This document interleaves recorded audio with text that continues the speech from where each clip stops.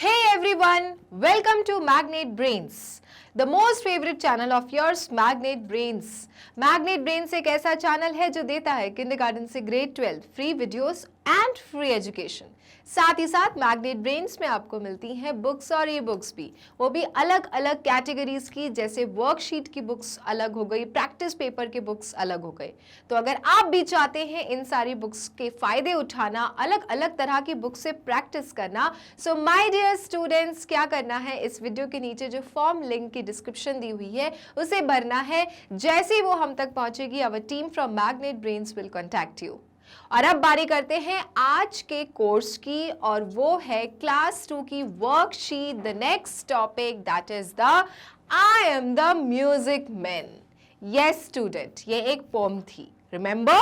तो आपके मैरीगोल्ड का ये जो टॉपिक है I am the music man, इसका chapter explanation already Magnet Brains के क्लास 2 के फोल्डर प्लेलिस्ट में अपडेटेड है। सो स्टूडेंट्स, अगर आपको पहले पोम पढ़ के वर्कशीट करना है तो प्लीज आप जाके उसे रिवाइज कर सकते हैं और फिर आके इस वर्कशीट को सॉल्व कर सकते हैं। इजी हो जाता है जब आप एक बार पढ़ लेते हो चैप्टर और फिर उसके बाद करते हो एक्सरसाइजेस को solve. And those students who know this poem very well and can answer the questions, can do the exercises, my dear children, we are going to start the worksheet. So let's start the worksheet of the topic I am the music man. किस किस को music बजाना बहुत पसंद है? किस किस को किसको अच्छा लगता है अलग अलग प्रकार के म्यूजिकल इंस्ट्रूमेंट्स प्ले करना? बहुत अच्छी बात है माय डियर स्टूडेंट्स, ये एक प्रकार की क्वालिटी है, राइट? हर लोगों को हर प्रकार के म्यूजिकल इंस्ट्रूमेंट्स या फिर किसी प्रकार का म्यूजिकल इंस्ट्रूमेंट प्ले करना नहीं आता है। आपको लर्न करना पड़ता है, आपको इसके बारे में शिक्षा लेनी पड़ती है। और जो लोग कोई भी एक म्यूजिकल इंस्ट्रूमेंट प्ले करने लगते हैं वो किसी भी प्रकार की धुन निकाल लेते हैं। यस, आप में से भी बहुत लोग होंगे जिन्हें म्यूजिक प्ले करना अच्छा लगता है, और हो भी सकता है कि आप में से बहुतों को किसी प्रकार का म्यूजिकल इंस्ट्रूमेंट प्ले करना आता भी हो। It's a very very good habit students. If you are doing it, you please take this forward. Right? So children, ये जो पोम थी ये भी एक म्यूजिक मैन के बारे में थी कि वो किस किस प्रकार के इंस्ट्रूमेंट्स प्ले करता था और अलग अलग प्रकार की उस इंस्ट्रूमेंट्स में से धुन निकाला करता था। अब हर एक जो म्यूजिकल इंस्ट्रूमेंट होता है उसमें अलग अलग प्रकार की धुनें निकलती हैं। हारमोनियम से अलग प्रकार की आवाज आएगी, तबले से अलग प्रकार की आवाज आएगी, कैसियो से अलग प्रकार की आवाज आएगी, बांसुरी माने कि फ्लूट से अलग प्रकार की आवाज आएगी। तो हर एक म्यूजिकल इंस्ट्रूमेंट अलग अलग प्रकार की धुनें निकालता है। तभी तो इतने अच्छे अच्छे सॉन्ग सुनने को मिलते हैं हमें, क्योंकि उनमें बहुत प्रकार के म्यूजिकल इंस्ट्रूमेंट्स इन्वॉल्व होते हैं। ठीक है, तो ये एक पोम थी एक म्यूजिक मैन के बारे में, जो बता रहा है कि मैं क्या क्या म्यूजिकल इंस्ट्रूमेंट प्ले कर सकता हूं। Okay, so let's do our first question, that is question number 1, tick the correct word. The first question is the poem is about the. वो जो पोम थी कौन सी, I am the music man, वो आखिर में किसके ऊपर थी? अभी तो बताया मैंने। ए ऑप्शन म्यूजिक मैन के ऊपर, बी ऑप्शन डांस मैन के ऊपर, सी ऑप्शन स्पोर्ट्स मैन के ऊपर। अब चैप्टर का नाम ही है I am the music man, तो ऑफ कोर्स पोम जो होगी वो म्यूजिक के ऊपर होगी। So the first option is correct, that is music man. Okay, so the poem is about the music man. Next question, the music man can play these instruments. जो music man था जिसके ऊपर ये pome थी वो किस किस प्रकार के इंस्ट्रूमेंट्स को प्ले कर सकता था? First option piano and tabla, क्या वो पियानो और तबला बजा सकता था? B option drum and piano, क्या वो ड्रम और पियानो बजा सकता था? या फिर गिटार एंड ड्रम बजा सकता था? सो चिल्ड्रन, poem के according he could play drum and the piano. Okay, so the B option is correct, that is drum and piano. Okay, next question. Third one, which musical instrument would you like to play and why? Now the question is for you students. आपको कौन से musical instrument को play करने का मन है, माने पसंद है, और क्यों? सो स्टूडेंट, हम यहाँ पर अपनी अपनी चॉइस बताएंगे, अपनी अपनी लाइकिंग्स बताएंगे. जैसे if the question is for me, so I would write down that guitar and Casio are the two musical instruments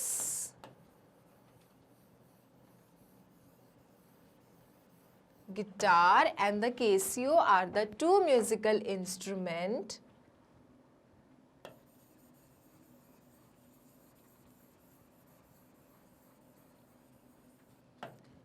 which I would like to play. Which I would like to play. So student, we frame the sentences like this. Either you can start from the question, अगर आपको answer लिखना है students, तो या तो आप question से ही words को पिक करके आंसर्स लिख सकते हो, या फिर आंसर के साथ के पीछे आप क्वेश्चन के पार्ट को ऐड कर सकते हो. तो मैंने कहाँ से शुरू किया? आंसर से. मुझे दो म्यूजिकल इंस्ट्रूमेंट प्ले करना पसंद है, तो मैंने लिखा guitar and Casio are the two musical instruments which I would like to play. अब मैंने वो सारा लिख लिया कहाँ से? क्वेश्चन से. Now the question is why, क्यों पसंद है? So because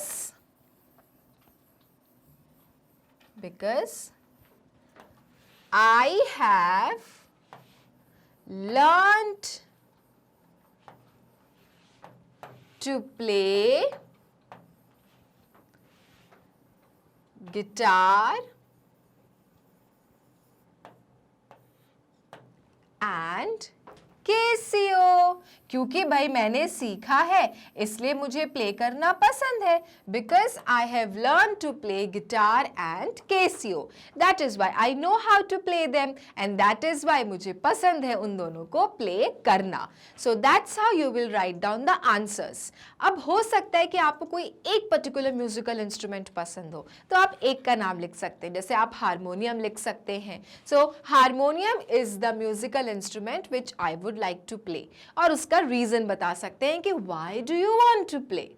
Okay, so this is how you must now start framing the sentences. अब आपको खुद के आंसर्स फ्रेम करना आना चाहिए children, isn't it?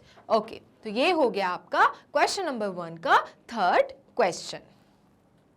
Now, question number 2. We always put a, an or the before a naming word. Student, हम कोई भी नेमिंग वर्ड के सामने मतलब फ्रंट में, शुरुआत में ए, एन या द की क्या करते हैं? प्लेस करते हैं, माने स्टार्ट करते हैं. The Apple, the doctor, an umbrella, right? तो student, if the naming word begins with a vowel sound, we use an before it. अगर कोई भी नेमिंग वर्ड वॉवल साउंड से शुरू होता है स्टूडेंट, तो हम ए, एन या द क्या लगाते हैं?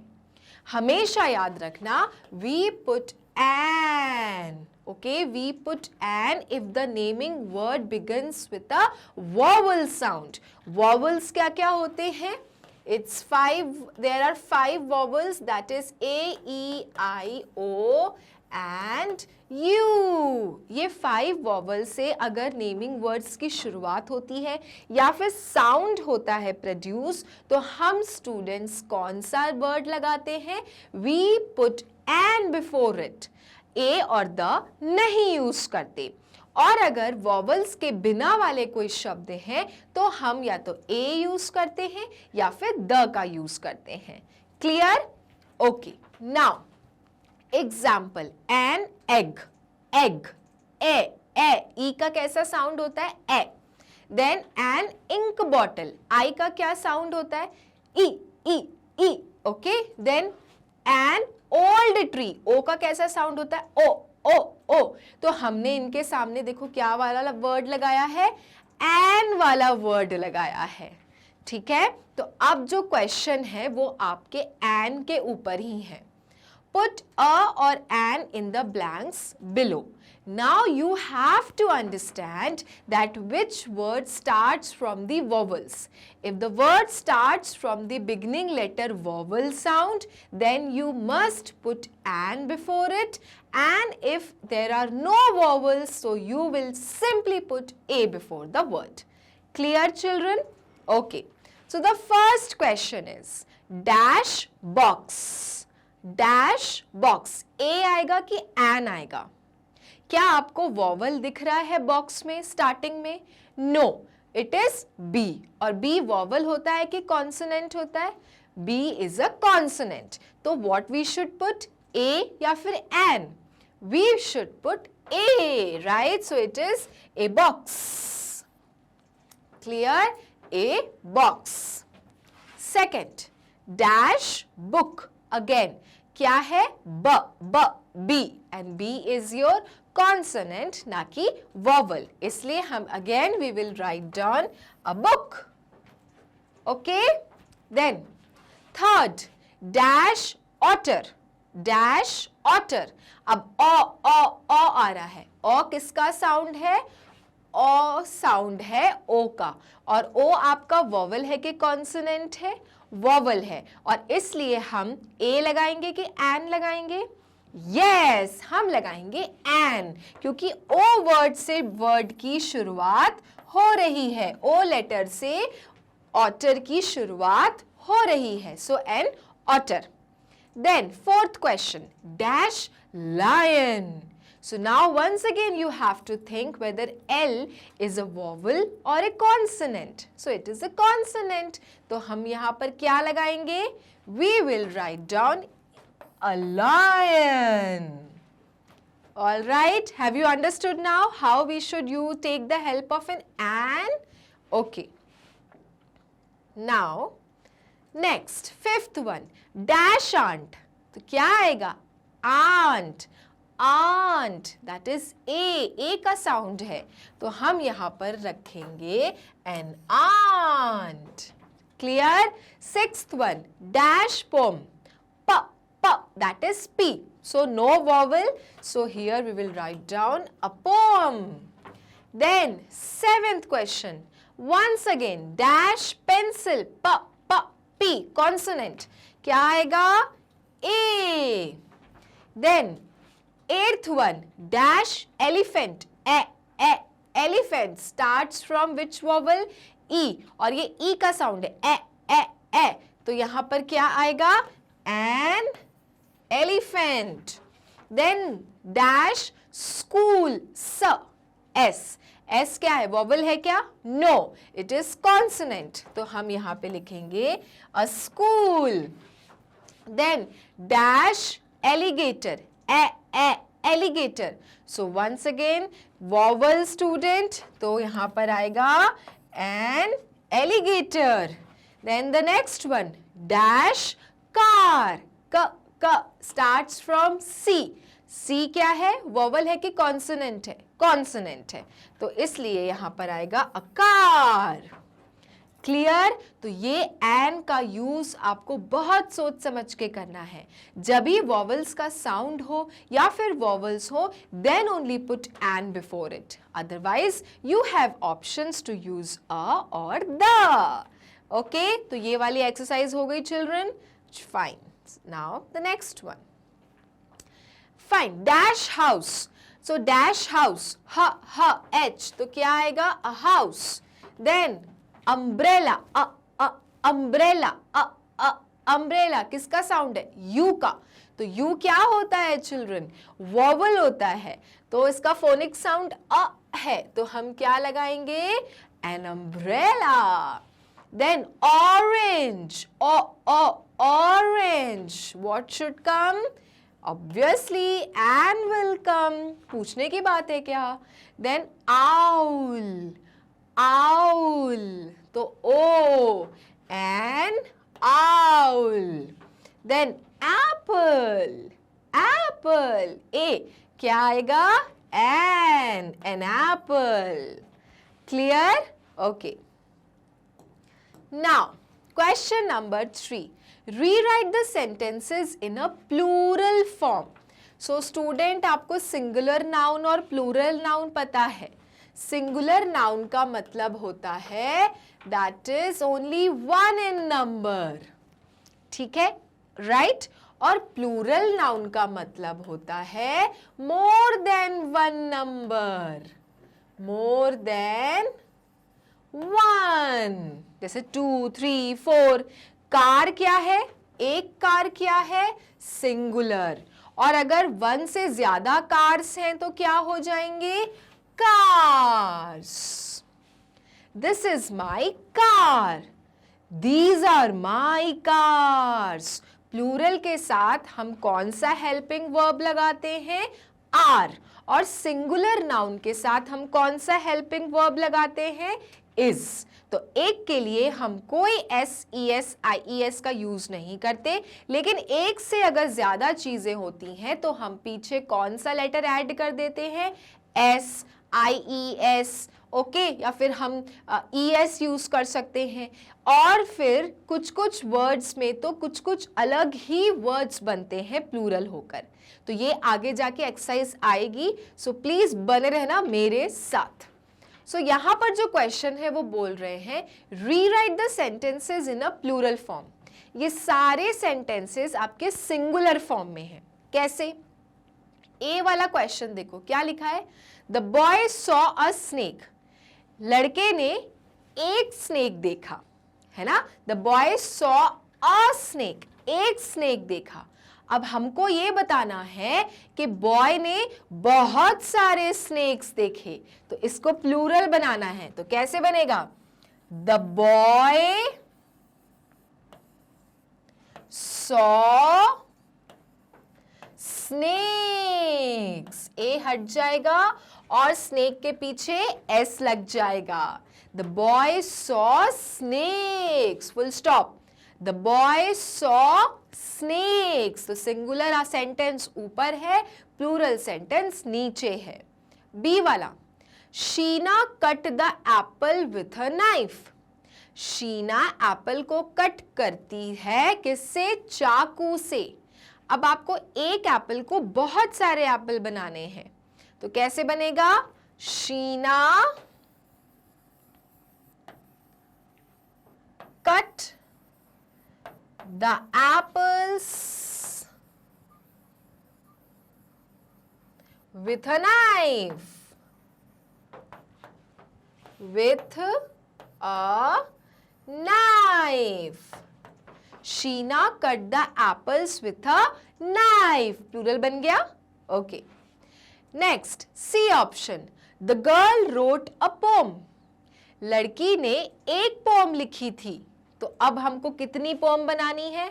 बहुत सारी पोम बनानी है. तो कैसे होगा? The girl wrote poems. The girl wrote the poems. अरे sorry, the girl wrote poems. Plural बनाना है ना इसे. ओके, ठीक है. So the girl wrote poems. एक पोएम लिखी थी, अ पोम. लेकिन अब इसको बहुत सारी पोम बनानी थी, तो पोम का प्लूरल क्या होता है? पोम्स होता है. So the girl wrote poems. So this is how you will have to make the singular sentence into plural form. Clear? Okay. Now next sentence. The child sat on a chair. बच्चा किस पे बैठा था? एक chair पे. अब आप कैसे लिखोगे? The child sat on chairs. The child sat on chairs. Then, Tim saw an elephant in the forest. Tim ने एक एलिफेंट देखा फॉरेस्ट में. अब हमको एक एलिफेंट से कितने एलिफेंट्स बनाने हैं? बहुत सारे। और एलिफेंट का प्लूरल फॉर्म क्या होता है? एलिफेंट्स। तो अब कैसे बनाएंगे हम लोग? हम लिखेंगे टिम सॉ, एन हट जाएगा because an is used for one elephant, but अब हम लोग बहुत सारे एलिफेंट्स लिख रहे हैं तो इसलिए एन हट जाएगा। Tim saw elephants in the forest. Fine, in the forest. Then the monkey jumped on the tree. Monkey ने ट्री के ऊपर जंप किया। अब हमको बहुत सारे ट्री बनाने हैं। So the monkey jumped on the trees. The monkey jumped on the trees. Monkey बहुत सारे पेड़ों पर जंप किया। तो this is how students we have made the plural sentences. Mark my words, हमने ये जो मेन सब्जेक्ट है उसको नहीं चेंज किया है, उसको प्लूरल नहीं बनाया है, हमने सिर्फ यहाँ के जो मेन जो आपके वर्ड्स थे, थिंग्स थे, उनको हमने प्लूरल किया है। ठीक है? So the child sat on chairs, Tim saw elephants in the forest, the monkey jumped on the trees. So now you know how to make a singular sentence into plural sentence. Clear? ठीक है. Now question number 4. Write the plural forms of the following nouns in the blanks. अब आपके सामने बहुत सारे nouns हैं. Nouns क्या होते हैं? Name of a place, person, animal और अ थिंग, ये पढ़ा है हमने। अब ये सारे नाउन्स के हमको प्लूरल फॉर्म बनाने हैं क्योंकि ये सब एक एक हैं। डियर, एक डियर है, बहुत सारे डियर अगर मुझे बनाने हैं तो, बहुत सारे हिरण बनाने हो तो हम कैसे बनाएंगे? हम बनाएंगे डियर्स। ठीक है? नेक्स्ट, टूथ, एक दांत, और बहुत सारे दांत अगर लिखना हो तो हम क्या लिखते हैं?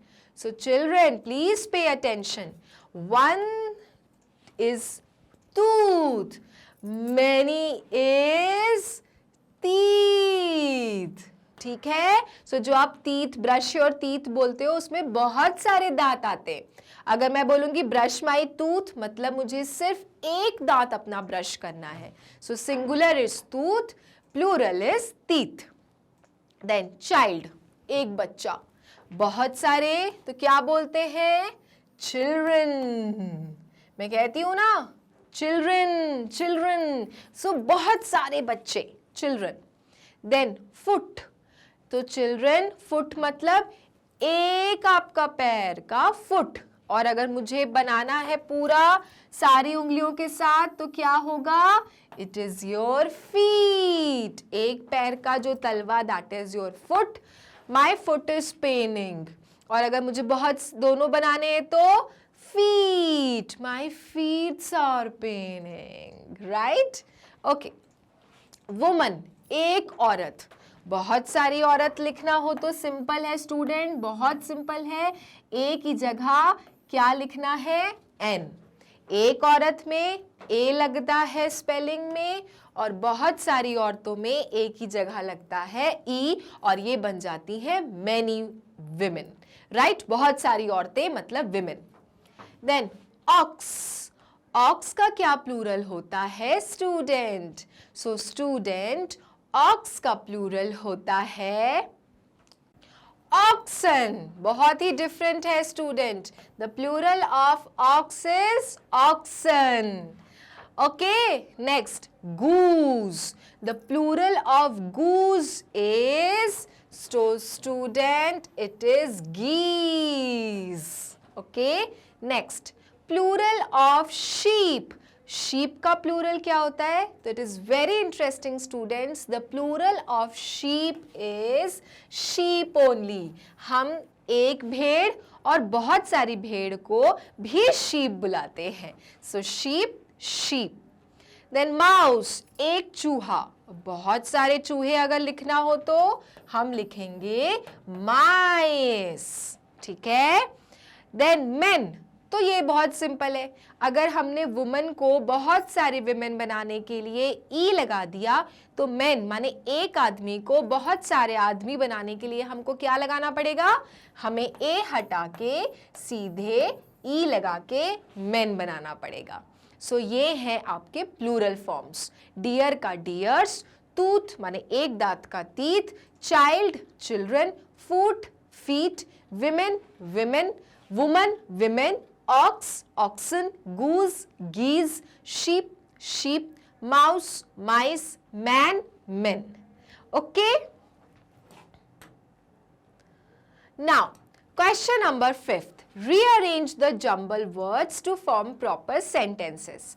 सारे sentences क्या हैं, jumbled है, इधर उधर है।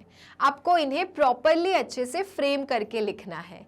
तो ये तो हम करते आ रहे हैं, तो I think अब आपसे ये बनने भी लगे होंगे। सो क्या लिखा है, flute can play he the, क्या होना चाहिए, यहां पर शुरू होना चाहिए ही से, प्रोनाउन से।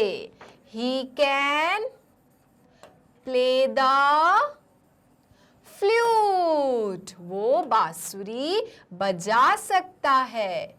ये आया ना मीनिंगफुल सेंटेंस, कुछ समझ में आ रहा है कि नहीं आ रहा है, या फिर वो समझ में आ रहा था, बांसुरी कर सकता है, प्ले ही द, तो इसको हमने प्रॉपरली फ्रेम किया, he can play the flute.